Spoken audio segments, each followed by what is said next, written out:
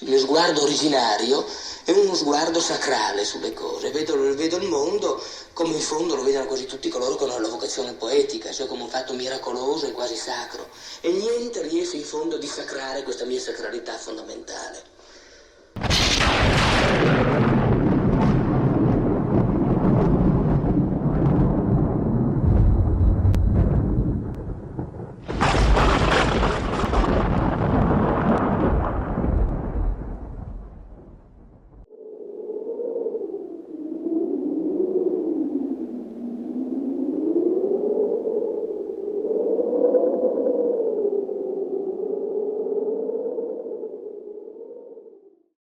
Non so perché, ma non ero mai stato nel posto dove è stato ammazzato Pasolini.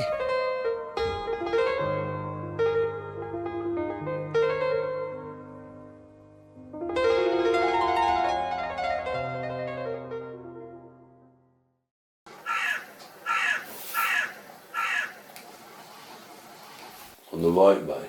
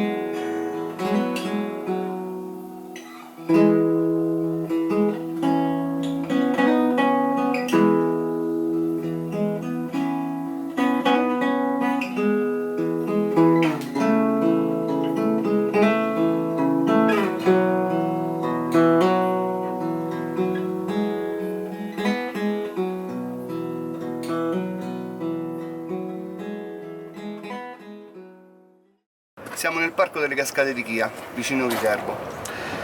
In questo parco è presente la famosa torre di Pierpaolo Pasolini, dove lui abitò dal 1972 al 1975. In questa torre lui si ispirava, traeva ispirazione per le sue opere.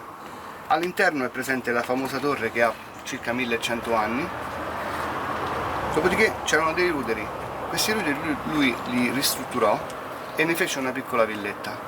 A fianco fece la famosa stanzetta vetrata, dove ricavò un ufficio con una scrivania, una libreria, un divano, un tavolino, e lui guardava le stelle. E da lì ispirava e nascevano le sue opere, di questo grande scrittore che purtroppo è venuto a mancare, secondo me, troppo presto. La Tuscia avrebbe fiorito in maniera diversa, secondo il mio modesto parere. Purtroppo le cose vanno così e ci accontentiamo di quello che ci ha lasciato.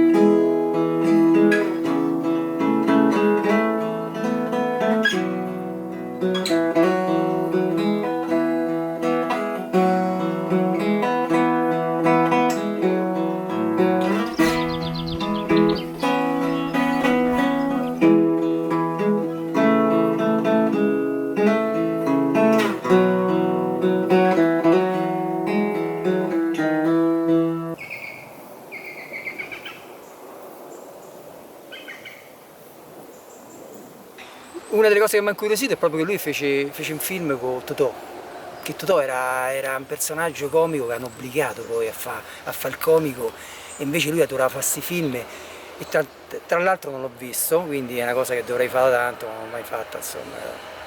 E per il resto quello che scrive, onestamente, proprio per essere onesto con me stesso, a volte non riesco a capirlo. Mi piacerebbe tanto una persona che me le spiega poi, no? Queste cose che lui scriveva, perché non è easy, insomma, capire queste cose.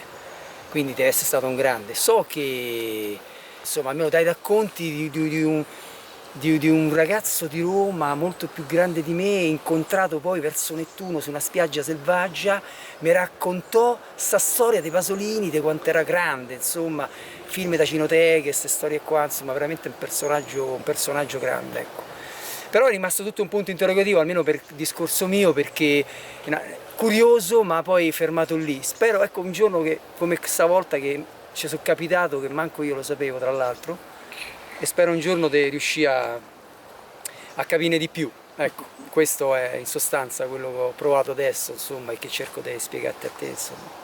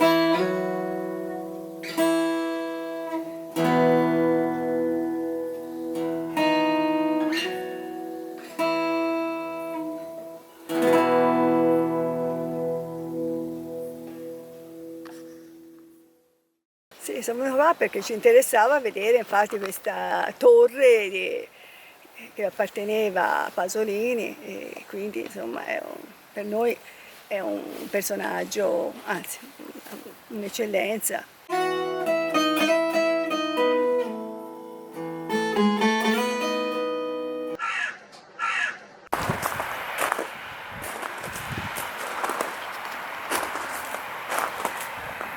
Abbiamo perso prima di tutto un poeta, e un poeta non ce ne sono tanti nel mondo, ne nascono 3 o 4 soltanto in un secolo.